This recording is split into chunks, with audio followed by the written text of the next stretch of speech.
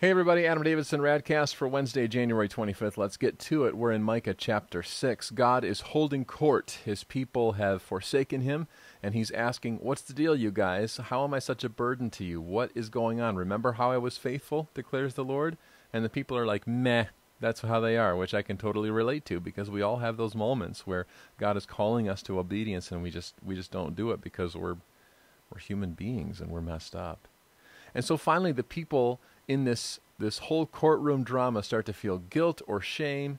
They feel the weight of accusation, and they don't like it. They want to make it right. And so the people respond to God's charge in Micah 6:6. And the people collectively ask this question, with what shall I come before the Lord? What do I bring to him to make this go away? Burnt offerings, 1,000 rams, a bunch of olive oil? What about my firstborn, the firstborn for my transgression? And this verse is so poetic and tragic at the same time. Should I bring the fruit of my body for the sin of my soul? They're saying, God, what's it going to take to buy you off? How do I make this right again? How do we settle out of court? Give me a number and let's see what we can do. And the Lord doesn't need their stuff. The Lord isn't looking for a buyout. The Lord isn't looking for vindication. He isn't looking to sort of gut us so that he feels better. He's not like us. You know, he doesn't do the eye for eye, tooth for tooth thing as we do it.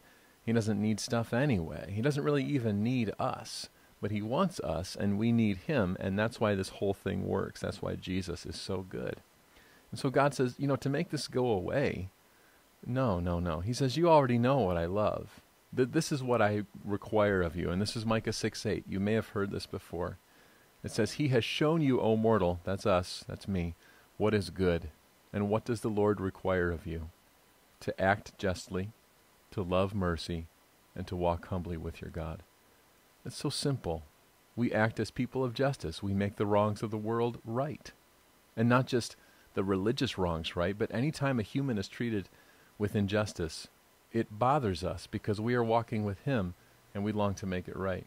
We love mercy, which means that we aren't out to destroy others and crush others and make them pay, that we're merciful toward each other.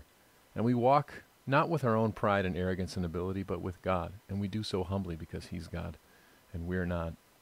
I was thinking about this. What is one of the great accusations against Christianity?